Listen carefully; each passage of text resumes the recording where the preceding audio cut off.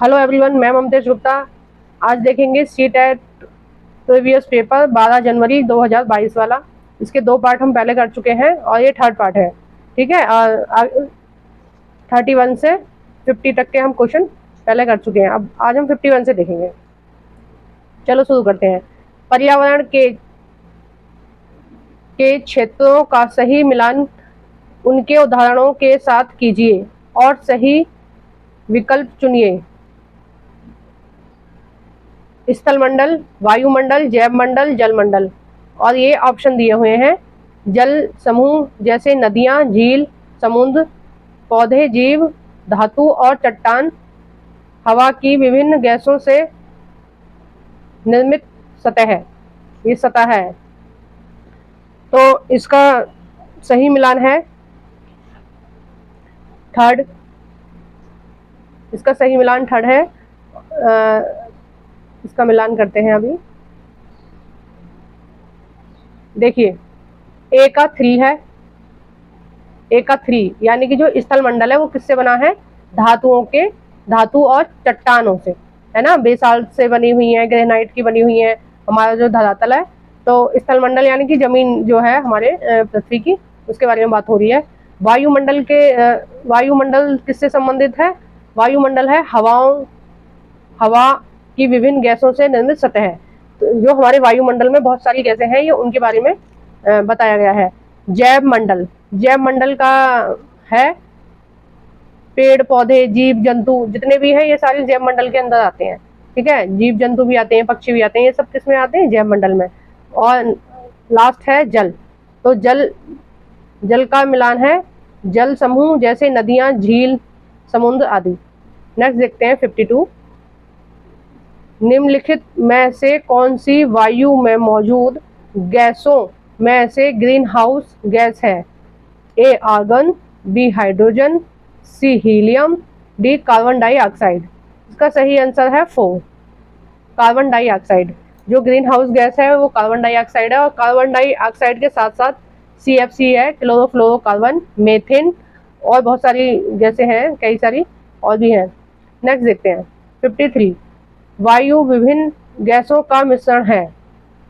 वायु के विषय में सही कथन का चुनाव कीजिए। जब मैंने 7th क्लास की NCERT पढ़ाया था वायु चैप्टर, तो मैंने उसमें बताया था कि हम जो सांस लेते हैं वो ऑक्सीजन लेते हैं। तो इसका मतलब ये नहीं है कि हमारी जो वायुमंडल है उसमें केवल ऑक्सीजन ही है। मैंने आपको बताया कि उसमें बहुत सारी गैसें हैं, बहुत सारी गैसों का मिश्रण है। जब हम सांस लेते हैं तो ऑक्सीजन के साथ साथ जिन सारी गैसों का वायुमंडल में मिश्रण है उनको भी हम लेते हैं।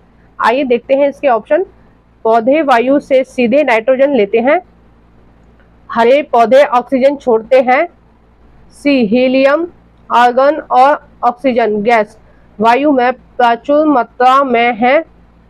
डी छोटे छोटे धूल कण वायु में मौजूद हैं। तो इसका सही आंसर है सी। बी और डी सही है, ए और सी गलत है। अब देखिए एक गलत क्यों है? पौधे वायु से सीधे नाइट्रोजन लेते हैं। आपकी NCERT में लिखा हुआ है जो पौधे हैं वो सीधे नहीं लेते हैं वायुमंडल से नाइट्रोजन। वो क्या, उनकी जो जड़ें हैं और जो आसपास की उनकी मृदा होती है वो पहले वायुमंडल से नाइट्रोजन को खींचती है और उसके बाद वो जड़ें उस मिट्टी से नाइट्रोजन को खींच लेती हैं और जो पौधे होते हैं उनको पहुंचाती हैं। तो जो पौधे हैं वो सीधे नहीं लेते हैं, मिट्टी से लेते हैं नाइट्रोजन। ठीक है, वायुमंडल से नहीं लेते हैं वो। और ये है छोटे छोटे धूल कण वायु में मौजूद होते हैं। तो ये भी इसमें गलत बताया है। शहरों में गांवों की अपेक्षा अधिक तापमान रहता है। सही विकल्प का चयन कीजिए। जो शहर हैं उनमें ज्यादा टेम्परेचर रहता है अकॉर्डिंग गांव की, मतलब जो गर्मियां हैं वो गांव में कम पड़ती हैं और शहरों में ज्यादा पड़ती हैं। क्यों पड़ती हैं आप देखिए। ये भी इसी वायुमंडल वाले चैप्टर से ही लिया गया, वायु वाले चैप्टर से ही लिया है। और 7th क्लास की NCERT से मैंने देखा ये 2022 में जितने भी क्वेश्चन पूछे गए मोस्टली क्वेश्चन 7th क्लास की ज्योग्राफी NCERT से पूछे गए हैं। और ये चैप्टर या ये 7th क्लास की पूरी NCERT मैंने बहुत अच्छे से अपने चैनल पे पढ़ाई हुई है, आप चाहें तो देख सकते हैं उसको। ऑप्शन है कंक्रीट और धातु निर्मित। भवन दिन में गर्म हो जाते हैं। ऐसा फेल्ट निर्मित सड़कें गर्म हो जाती हैं। भीड़ वाले ऊंचे भवन गर्म हवा रोक लेते हैं। और डी ऑप्शन है इसका। शहरों में अधिक खुले स्थान और पेड़ होते हैं। ठीक है, शहरों में अधिक खुले स्थान और पेड़ होते हैं। ये जो 6 लिखा हुआ है ये टाइपिंग मिस्टेक हो गई है। ठीक है, अब इसका सही आंसर देखते हैं। इसका सही आंसर है ए, यानी ए, बी और सी सही है।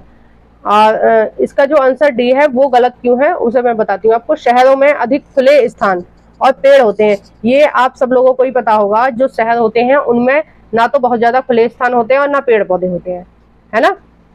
तो ये वाला इसका गलत है। नेक्स्ट देखते हैं। खनिजों को उनके प्रकार से सम्मिलित कीजिए तथा सही विकल्प का चयन कीजिए। ए, लोहा खनिज। लोहा खनिज क्या होता है? ये मैग्नीज होता है। ठीक है, मैग्नीज। जीवाश्म ईंधन, ये क्या होता है? कोयला। जीवाश्म ईंधन क्या होता है? कोयला होता है। और मैं आपको बता दूं कि जो जीवाश्म ईंधन होता है इसमें पेट्रोलियम भी होता है। पेट्रोलियम का मतलब है ये जितना पेट्रोल है और डीजल है, कैरोसिन ऑयल है, इसको स्थानीय भाषा में मिट्टी का तेल भी बोलते हैं। और ये जितने भी सारे ईंधन होते हैं ना, तो ये इनको जीवाश्म ईंधन बोलते हैं। और ये उसमें पाए जाते हैं अपसादी चट्टानों में। ठीक है ना, ये किसमें पाए जाते हैं? अपसादी। कई बार ये क्वेश्चन पूछ लिया जाता है कि जो जीवाश्म ईंधन है वो कौन सी चट्टानों में पाए जाते हैं, तो आप बोलना अपसादी चट्टानों में पाए जाते हैं। और जीवाश्म ईंधन कौन से होते हैं? कोयला, गैस और ये पेट्रोल, डीजल, ये जो होते हैं ये जीवाश्म ईंधन होते हैं। अधात्विक खनिज, अधात्विक खनिज होता है चूना पत्थर। ठीक है, अधात्विक मतलब, अधात्विक का मतलब है कि ये खनिज नहीं है। चूना पत्थर खनिज थोड़ी ना है। और अलोहा खनिज में आता है सीसा। ठीक है, तो इसका सही आंसर हो गया थर्ड।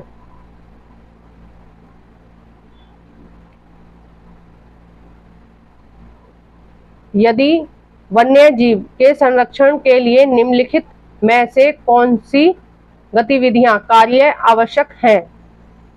वन्य जीव संरक्षण के लिए हमें क्या क्या करना चाहिए उसके बारे में ये इन्होंने पूछा है।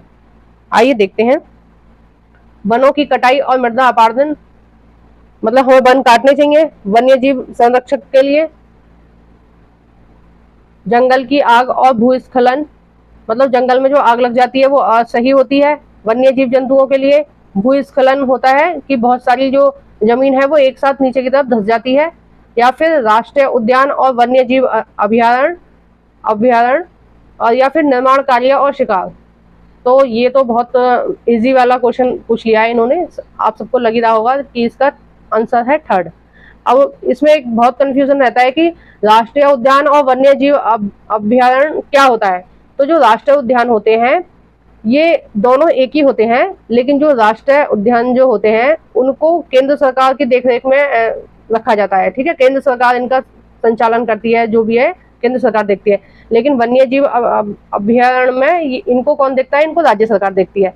तो ये क्या होता है कि पूरे जंगल, मतलब एक कोई क्षेत्र विशेष है उसमें घने जंगल हैं, बहुत ज्यादा घने जंगल हैं और उसमें बहुत सारी जीवों की प्रजातियां रह रही होती हैं, तो उनको वो क्या करते हैं? संरक्षित कर देते हैं कि ये जो राष्ट्रीय उद्यान है, ये जो नेशनल पार्क है, इसमें कोई भी जो मानव है वो नहीं जाएंगे। ठीक है, इन वनों को बिल्कुल पूरी तरह से संरक्षित कर देते हैं। राष्ट्रीय उद्यानों को केंद्र सरकार द्वारा करा जाता है और वन्य जीव अभ्यारण्य को राज्य सरकार द्वारा किया जाता है। तो ये जो होते हैं ये जीव जंतुओं के लिए सुरक्षित होते हैं, इनमें मानवीय क्रियाएं नहीं होती हैं। मतलब ना लोग शिकार करने के लिए जा सकते हैं, ना इन वनों में लकड़ी लेने के लिए जा सकते हैं। मतलब इन जो वन होते हैं ये या जो जंगल होते हैं इनमें मानव नहीं जा सकते हैं। नेक्स्ट देखते हैं। बढ़ती जनसंख्या की बढ़ती मांग को पूरा करने के लिए कृषि के उत्पादन को बढ़ाने के तरीके पर सही विकल्प का चयन कीजिए। ए, उर्वरकों और उच्च उपज वाले बीजों का प्रयोग, बोए गए क्षेत्र में विस्तार करके, वर्षा निर्भर कृषि या कृषि का मशीनीकरण करके। तो इसका सही आंसर है 57 का सी, इसका आंसर दे रखा है नीचे, इसका है ए, बी और डी सही है, और जो इसमें सी दे रखा है ये वाला गलत है। इसका जो बढ़ती हुई जनसंख्या है और उसको अनाज की काफी जरूरत पड़ रही है। वैसे हमारे देश में ऐसी खास किल्लत है नहीं भोजन की, अनाज की, लेकिन कुछ देश ऐसे हैं जिनमें भोजन की किल्लत होती है, अनाज की किल्लत होती है, अनाज उनके यहाँ कम होता है जनसंख्या के अकॉर्डिंग। तो उन्हें क्या करना चाहिए कि उन्हें ये तीनों उपाय अपनाने चाहिए कि जो बोया गया क्षेत्र है उसका और विस्तार करना चाहिए, मतलब ज्यादा से ज्यादा क्षेत्र पर खेती कृषि की जानी चाहिए, कृषि का मशीनीकरण किया जाना चाहिए, मतलब जो खेती है वो आधुनिक तरीके से मशीनों द्वारा किया जाना चाहिए, और नए नए उर्वरक और उपज के बीजों का प्रयोग करना चाहिए। नेक्स्ट देखते हैं, निम्नलिखित में से कौन सा पूर्वग्रह की संकल्पना को समझाने के लिए उपयुक्त उदाहरण होगा। देखो, पूर्वग्रह का मतलब होता है कि हम पहले से एक कोई भी धारणा बना के रखते हैं अपने मन में, वो गलत भी हो सकती है वो धारणा। और देखते हैं इसमें क्या है। पूर्वाग्रह का मतलब मैंने आपको बता दिया है, लोग एक दूसरे को बराबरी समान रूप से देख रहे हैं। पूर्वग्रह का जो मतलब होता है वो नेगेटिव ही सोच वाले लोग होते हैं, है ना, जो बराबरी वाले देख रहे हैं, बराबरी के रूप में देख रहे हैं लोग एक दूसरे को, तो ये तो पॉजिटिव थिंक है, मतलब अच्छी बात है ये तो। और नेक्स्ट देखते हैं, लोग अन्य लोगों को नकारात्मक रूप से देखते हैं, लोग एक दूसरे का सम्मान कर रहे हैं, श्रेष्ठ और हीनता की भावना ला रहे हैं। तो इसका सही आंसर है फोर्थ, बी और डी। जैसे कि मैंने आपको पहले बताया कि पूर्वाग्रह क्या होता है कि हम अपने अंदर एक गलत सोच, नेगेटिव बातों को अपने मन में रखते हैं। तो इसमें क्या होता है, नकारात्मक रूप से हम अन्य लोगों को देखते हैं या श्रेष्ठ या हीनता की भावना से देखते हैं। मतलब हम भेदभाव वाली एक चीज हो गई कि मतलब किसी को हम अच्छा मान रहे हैं और किसी को हम बुरा मान रहे हैं। जैसे अमेरिका वगैरह में चलता है ना कि जो अश्वेत लोग होते हैं, जो काले लोग होते हैं, उनसे वो लोग थोड़ा घृणा मानते हैं, और जो जिनका रंग सफेद होता है, जो जैसे हमारी स्थानीय भाषा में बोल सकते हो अंग्रेज, तो उनको वो लोग अच्छा मानते हैं। तो उस तरह से है। निम्नलिखित में से कौन से कारक क्षेत्र की विविधता पर असर या प्रभाव डालते हैं। देखते हैं, जो हमारा क्षेत्रीय विविधता है, मतलब एक ही क्षेत्र में बहुत सारी विभिन्नता वाले लोग रह रहे हैं, है ना, अलग अलग तरह के खान पान, कपड़े पहनना, भौगोलिक स्थिति अलग अलग होना, इस तरह से इन्होंने क्वेश्चन में पूछा है। भिन्न खान पान और कपड़ों की आदतें, समान धर्मों का पालन, लोगों द्वारा अलग अलग तरह की भौगोलिक स्थितियों में सामंजस्य बैठाना। तो इसका सही आंसर है 4, ए और सी, इसका सही आंसर है। देखिए, जो विविधता क्या होता है, अलग अलग तरह की चीजों को एक साथ लाना विविधता है, ठीक है। तो हमारे देश में जो है वो विविधता वाला देश है, बहुत ज्यादा विविधता पाई जाती है, बहुत सारे धर्म के लोग भी रहते हैं, सब लोग अलग अलग स्थानों पे आप जाओगे, अलग अलग राज्यों में जाओगे तो वहाँ का खान पान अलग अलग होता है ना। जैसे गुजरात में खाखड़ा, जलेबी, इस तरह की चीजों को पसंद करते हैं, दिल्ली में छोले भटूरे पसंद करते हैं, और आप कहीं और जाओगे तो साउथ में ज्यादातर मछली खाना पसंद करते हैं, साउथ इंडिया के लोग, तमिल के लोग, केरल के लोग। तो उस तरह से अलग अलग विविधता है। और हमारे यहाँ, हमारा जो देश है, भौगोलिक विविधता भी है, मतलब कई जगह पहाड़ है, कई जगह समुद्र है, और कहीं बिल्कुल प्लेन भूमि है, कहीं रेगिस्तान है। तो उस तरह से विविधता वाला भौगोलिक विविधता है उसको ही बोलते हैं कि अलग अलग जगह पर अलग अलग चीजें होना। राज्य सरकार का कार्यकारी प्रमुख कौन होता है। जो जैसे केंद्र में सबसे बड़े पद पर कौन होता है, राष्ट्रपति, ठीक है, सारी चीजों को कौन देखता है, राष्ट्रपति। वैसे ही राज्य सरकार का जो कार्यकारी प्रमुख होता है वो होता है राज्यपाल। जो कार्य राष्ट्रपति केंद्र में करता है, पूरे देश में करता है, वही कार्य ये जो राज्यपाल होता है वो राज्य में करता है, ठीक है। बिल्कुल सेम पावर होती है, राष्ट्रपति की केंद्र में वही पावर होती है और राज्यपाल की राज्य में वही पावर होती है, ठीक है। और ये जो राज्यपाल है, ये जो राष्ट्रपति होते हैं उनके प्रतिनिधि के रूप में कार्य करते हैं, ठीक। और इनकी नियुक्ति भी कौन करता है, राष्ट्रपति ही करता है। भारत द्वारा निम्नलिखित में से कौन सी सरकार की व्यवस्था को चुना गया है? हमारी जो भारत सरकार है उसमें कौन सी सरकारी व्यवस्था को चुना गया है? आइए देखते हैं। राष्ट्रपति एवं एकात्मक एकाकी, तो ये वाली जो व्यवस्था है ये अमेरिका में है ना। अमेरिका में जो राष्ट्र का प्रमुख होता है वो राष्ट्रपति होता है। हमारे यहाँ तो प्रधानमंत्री होता है, लेकिन उनके यहाँ राष्ट्रपति होता है। दूसरा है संसदीय एवं संघीय, तो इसका सही आंसर यही है कि जो हमारा देश है उसमें कैसी व्यवस्था चलती है? संसदीय व्यवस्था चलती है। और संघीय, संसद का तो आप मतलब लगभग जानते ही होंगे कि प्रत्येक राज्य से एमएलए और एमपी चुन के इसमें संसद में जाते हैं जो पूरे देश के लिए कानून बनाते हैं। और संघीय का मतलब होता है कि एक केंद्र और जितने सारे राज्य हैं वो सारे मिलके संघीय बनाते हैं। मतलब एक केंद्र होता है और बहुत सारे राज्य होते हैं और वो आपस में मिलके एक देश में रहते हैं, एक राष्ट्र के लिए कार्य करते हैं, तो उसको हम संघीय प्रणाली बोलते हैं। तो हमारे देश में क्या संघीय प्रणाली है? एक तो केंद्र है और केंद्र में सारे राज्यों को जोड़ा हुआ है ना। तो हमारे देश में संसदीय और संघीय दोनों प्रणाली है। निम्नलिखित कथनों में से कौन सा कथन ग्रामीण भारत में जीवन के बारे में सही है? कौन सी चीज है जो भारत में जो गांव हैं उनके बारे में सही है? आइए देखते हैं।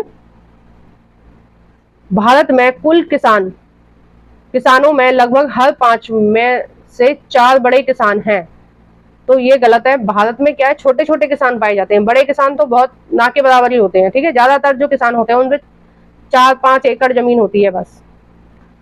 भारत में किसानों को जब अपेक्षित पैदावार नहीं मिलती तब वे कर्ज के जाल में फंस जाते हैं। तो ये इसका सही आंसर है कि किसान के पास बहुत ज्यादा पैसे तो होते नहीं है, लेकिन जब उसको बीज खाद किसी भी चीज की जरूरत होती है तो वो क्या करता है, वो कर्ज ले लेता है। और कई बार क्या होता है, टाइम से बारिश ना होना या ओलावृष्टि हो जाना, ओलों का पड़ना, या अधिक गर्मी हो जाना, सूखा पड़ जाना, उसकी वजह से उसकी फसल नष्ट हो जाती है और वो कर्ज में हमेशा फंस जाता है। ठीक है, क्योंकि कुछ भी निश्चित नहीं है प्रकृति का, कुछ भी कभी भी हो सकता है, ज्यादा वर्षा भी हो सकती है, कम वर्षा भी हो सकती है, सूखा भी पड़ सकती है। तो ये सारी चीजों को किसान फेस करते हैं और कई बार उन्हें काफी ज्यादा नुकसान भी होता है। इसलिए जो किसानों की स्थिति है वो मोस्टली दयनीय ही होती है, मतलब कमजोर होती है। इतनी मेहनत करने के बाद भी हमारे किसान भाइयों को की स्थिति दयनीय है। छोटे किसान अपने ऋण संबंधी आवश्यकताओं के लिए मुख्यतः बैंकों पर आश्रित है। देखिए ये भी गलत है, क्योंकि जो किसान है ना वो क्या करते हैं, वो जो गांव में बड़े बड़े साहूकार होते हैं या जो बड़े जमींदार होते हैं उनसे लोन ले लेते हैं, उनसे कुछ दिन के लिए पैसे ले लेते हैं। ये बैंकों पर आश्रित नहीं होते हैं, ये बैंक से लोन नहीं लेते हैं, क्योंकि बैंक का एक लंबा चौड़ा प्रोसेस होता है ना। बैंक का क्या होता है, एक लंबा चौड़ा प्रोसेस होता है। अगर आज आप लोन लेना चाहते हैं तो आपको कम से कम 15 से 20 दिन तो कम से कम लग जाएंगे लोन लेने में। लेकिन अगर साहूकार के पास अगर आप सुबह को पैसों की जरूरत है और आप शाम को जाके बोलो तो आपको पैसे मिल जाएंगे। तो जो किसान होते हैं उनको अर्जेंट पैसे की जरूरत होती है, बीज के लिए, खाद के लिए, पानी के लिए, किसी भी चीज के लिए, तो वो क्या करते हैं, वो साहूकारों से ले लेते हैं, बैंकों से नहीं लेते हैं। ये भी चीज एक गलत है कि जैसे किसान है उनके तो जो लोन है कम से कम 2-3 दिन में पास करवा देनी चाहिए, क्योंकि फसल के लिए अर्जेंट पैसे की जरूरत होती है, उसके लिए वेट नहीं कर सकते हैं, है ना। फसल को पानी की जरूरत है तो फसल वेट नहीं करेगी, उसको तो आज ही चाहिए पानी, तो पैसों की जरूरत होती है। निम्नलिखित कथनों को पढ़िए और सही कथन का चयन कीजिए। ए, भारत में 60% परिवार खेतीहार मजदूरों के रूप में काम कर रहे हैं। तो ये ऑप्शन तो बिल्कुल गलत है, क्योंकि अब 60% लोग नहीं है, अब तो ज्यादातर लोग काम जो कर रहे हैं वो शहरों में आके काम कर लेते हैं। तो अब नए आंकड़ों के हिसाब से 53% जो लोग हैं वो गांव में रहते हैं, ठीक है, और कृषि पर निर्भर है। गांव में सीमित आय उपार्जन के चलते खेतीहर मजदूर दूरवर्ती स्थानों पर प्रवास करते हैं। इसका मतलब यह है कि गांव में जो आय के साधन है वो बहुत कम है और बहुत सीमित उनकी आय होती है, तो कई बार उनके परिवार का काम भी नहीं चल पाता है उस आय में। तो वो जो खेतीहर का मतलब होता है जो खेती में काम करने वाले मजदूर हैं। दूरवर्ती का मतलब है कि वो दूर किसी दूसरे शहर में जाके नौकरी करते हैं, जैसे बिहार के, यूपी के जो किसान हैं, और कई बार उनके घर का खर्च नहीं चल पाता है खेती के काम से ही, तो वो क्या करते हैं दूसरी जगह चले जाते हैं, बम्बई, दिल्ली, कलकत्ता, बड़े बड़े शहरों में चले जाते हैं काम के लिए। प्रवास मतलब वहां जाके काम वगैरह करना, उसको बोलते हैं। किसानों से नियमित रोजगार की चाह में खेती हर मजदूर बाजार में प्रचलित वेतन से कम वेतन स्वीकार करते हैं। तो इसका जो आंसर है वो सी है। बी और सी दोनों सही है कि जो गांव के किसान होते हैं और जब वो शहर में काम करने के लिए जाते हैं तो वो जो शहर में रेट चल रहा होता है ना दिहाड़ी का, वो उससे भी कम पर काम करने के लिए तैयार हो जाते हैं। जैसे शहर में के मजदूर हैं वो 500 रुपए ले रहे हैं, तो जो गांव के मजदूर हैं, जो खेती हर मजदूर हैं, वो 400 में काम करने के लिए तैयार हो जाते हैं। तो इसका बी और सी दोनों सही है। 64 है, किसी देश में प्रजातंत्र की मजबूती के लिए आवश्यक है। प्रजातंत्र के लिए क्या चीज आवश्यक है? हमारे देश में प्रजातंत्र चलता है ना, प्रजातंत्र या लोकतंत्र एक ही बात होती है, अलग अलग नहीं होती, एक ही बात होती है। प्रजातंत्र या लोकतंत्र एक ही बात होती है। अब देखिए उसको मजबूत बनाने के लिए क्या होना चाहिए? नियमित रूप से चुनाव का आयोजन होना चाहिए। ये बिल्कुल सही बात है कि हमारे देश में नियमित रूप से चुनाव होते हैं, क्योंकि हमारा जो देश है वो प्रजातंत्र है ना। निर्णय प्रक्रिया में जनता की भागीदारी। निर्णय प्रक्रिया में जनता की भागीदारी का मतलब चुनाव से ही है कि जो जनता चुनाव चुन के भेजती है नेता को, वही निर्णय लेते हैं। तो एक तरह से जनता की भागीदारी हो गई, ठीक है। जनता डिसाइड करेगी कि हमें किस प्रतिनिधि को चुनना है जो हमारे अच्छे भविष्य के लिए निर्णय ले, है ना। तो ये किस जनता की भागीदारी होती है इसमें निर्णय लेने में। जागरूक जनमत। जो जनमत है जागरूक, यानी कि जनता को ये पता होना चाहिए, लोगों को ये पता होना चाहिए कि हमें किसको चुनना है और हमें अपने लिए क्या करना है। संविधान के जो रूल हैं वो उनमें हमारे लिए क्या क्या फायदे की चीजें हैं, क्या चीज हमें नहीं करनी है। तो जागरूक जनमत, जागरूक होने चाहिए लोग। समर्पित नौकरशाही। तो समर्पित नौकरशाही का मतलब होता है कि जो जॉब करने वाले लोग हैं, जो सरकारी नौकरी करने वाले लोग हैं, वो समर्पित हैं किसके लिए? सरकार के लिए। जबकि ऐसा नहीं है। लोकतंत्र में समर्पित किसके लिए होते हैं? जनता के लिए होते हैं, ठीक है। जो उनको बोलते हैं जो नौकरशाही मतलब जो सरकारी नौकरी है या किसी भी विभाग में जो नौकरी कर रहे हैं, वो समर्पित सरकार के लिए नहीं होते हैं, वो जनता के लिए होते हैं लोकतंत्र में, ठीक है। तो इसका सही आंसर है सेकंड, ए बी सी सही है और डी गलत है, ठीक है। नेक्स्ट देखते हैं 65। एक पुस्तक में स्त्रियों के चित्र, गृहिणियों मतलब घर में काम करने वाली हाउसवाइफ, एवं घरेलू सहायिकाओं, मेड मतलब घर में जो काम करने वाली होती हैं वो, के रूप में है, तथा पुरुषों के जो चित्र हैं अभिनेताओं एवं पायलटों के रूप में दिखाए गए हैं। इस तरह का चित्रण संभावनीय रूप से बढ़ावा देगा। मतलब महिलाओं को तो हाउसवाइफ दिखाया गया है या काम वाली बाई के रूप में दिखाया गया है, लेकिन जो वो पुरुष हैं उनको अभिनेता दिखाया गया है या पायलट दिखाया गया है। तो ये आपको कैसे लग रहा है ये चित्र आपको? जेंडर सशक्तिकरण ये तो नहीं है। जेंडर सशक्तिकरण होता तो महिला और पुरुष को समान दिखाया जाता, ठीक है। तो ये जेंडर सशक्तिकरण नहीं है, ये पहला गलत हो गया। जेंडर नाटकीयकरण को, ये भी गलत है। जेंडर रूढ़िवादी धारणा बनाने को, और जेंडर समरूपता को, समरूपता तो है नहीं क्योंकि उनको तो गृहिणी के रूप में दिखाया गया है, हाउसवाइफ के रूप में दिखाया गया है, मेड के रूप में दिखाया गया है, लेकिन पुरुषों को ऊंचा दिखाया गया है, अभिनेता और पायलट के रूप में दिखाया गया है। तो इसका आंसर जो है वो सही 3 है, क्योंकि जेंडर रूढ़िबद्धता मतलब पुरानी सोच क्या है कि महिलाओं को घर में काम करना चाहिए। रूढ़िवादी धारणा का मतलब होता है कि पुरानी सोच, पुराने लोगों ने जो सोच बना रखी है कि हमारी समाज की महिलाओं को ऐसा होना चाहिए, बाहर नहीं निकलना चाहिए, बड़े ओहदे पर नहीं जॉब करनी चाहिए, उस तरह से जो बना रखा है उसको बोलते हैं रूढ़िबद्धता, ठीक है। तो ये जो चित्र है वो, ये जो पुस्तक का चित्र है वो क्या दर्शा रहा है? ये दर्शा रहा है जेंडर रूढ़िबद्ध धारणा को, ठीक है। जो पुराने लोगों की धारणा है उसको ये दर्शा रहा है। 66 देखते हैं। कथन, सभी लोकतांत्रिक देशों से उम्मीद की जाती है कि उनके पास संविधान अवश्य हो। जो लोकतंत्र है उसमें संविधान आवश्यक होना चाहिए, कथन ये है। अब कारण क्या है? ये आवश्यक नहीं कि जिन देशों के पास अपने संविधान होते हैं वे सभी लोकतांत्रिक देश ही होंगे। इसका जो सही आंसर है वो फर्स्ट है, ये दोनों सही है। ठीक है, और परंतु आर ए की सही व्याख्या करता है। मतलब ये दोनों सही हैं, और ये जो आर कारण है ये इसकी सही व्याख्या कर रहा है, क्योंकि जो लोकतंत्र है उसमें संविधान का होना जरूरी है। संविधान का मतलब है कि सबके लिए नियम बराबर हैं और हर चीज के लिए एक निश्चित नियम बनाए गए हैं, और जो नियम बनाए गए हैं वो सबके लिए बराबर है। ठीक है, और ये आवश्यक नहीं है कि जिन देशों के पास संविधान नहीं होते वे लोकतांत्रिक देश नहीं होते। तो ये चीज आवश्यक नहीं है कि जिनके पास संविधान नहीं है वो लोकतंत्र नहीं है। ठीक है, नेक्स्ट देखते हैं 67। भारत में संविधान द्वारा भारत का निर्माण करने के लिए कौन से शब्द का प्रयोग किया गया है? ए संघ, बी राज्य का संघ, सी गणतंत्र, और डी है भारतवर्ष। तो इसका सही आंसर है बी।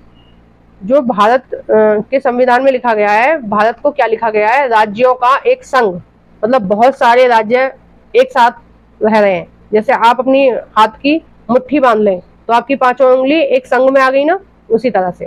ठीक है, राज्यों का एक संघ भारत को बताया गया है। निष्पक्ष सुनवाई, निष्पक्ष का मतलब होता है बिना भेदभाव के। ठीक है ना, बिना भेदभाव के निष्पक्ष सुनवाई में न्यायाधीश की क्या भूमिका होती है? जो न्यायाधीश होते हैं वो बिल्कुल भेदभाव ना करके अगर सुनवाई करें तो किस तरह से उनकी भूमिका होगी वो बताया गया है। न्यायाधीश प्रस्तुत प्रमाणों और कानूनों के अनुसार तय करते हैं कि आरोपी निर्दोष है। बी, न्यायाधीश निष्पक्ष भाव से और खुली अदालतों में मुकदमों का संचालन करते हैं। सी, जिन मुकदमों में जनता का अंत विवेक हिल जाता है उन पर न्यायाधीश शीघ्र ही निर्णय सुना देते हैं। तो इसका सही आंसर है फोर्थ। ए और बी दोनों सही है और सी गलत है।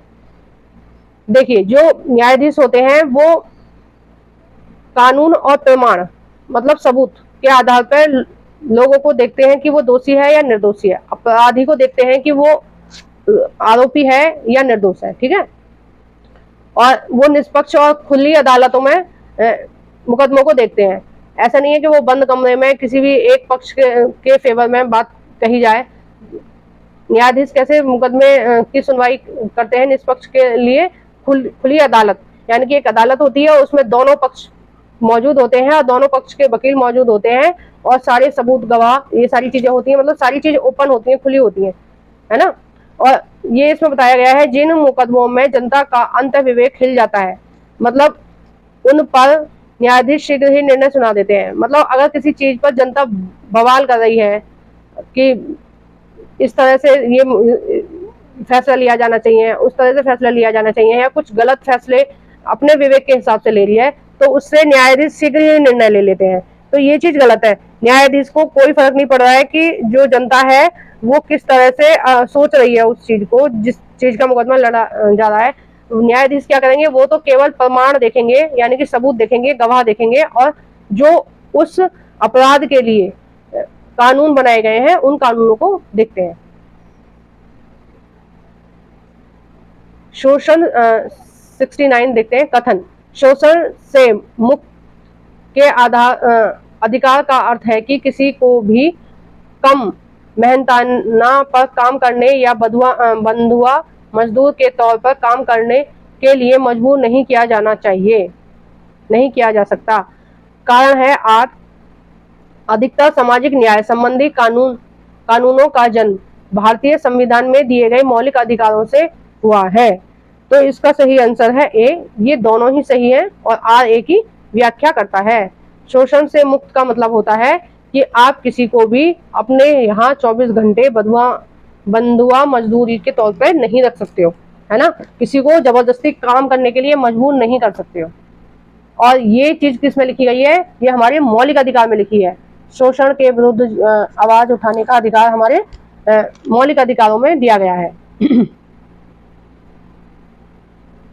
देखिए, सीटेट में बहुत ज्यादा ये संविधान से जो क्वेश्चन पूछे जाते हैं, ज्यादातर जो पूछे जाते हैं, आप आर्टिकल 14 से 32 तो एकदम उंगलियों पर रख लीजिए। ये तो बहुत ज्यादा पूछे जाते हैं। अगर मुझे थोड़ा टाइम मिलेगा तो मैं ये आर्टिकल एक बार आपको पढ़ा दूंगी, जल्दी से एक वीडियो बना दूंगी इसके ऊपर।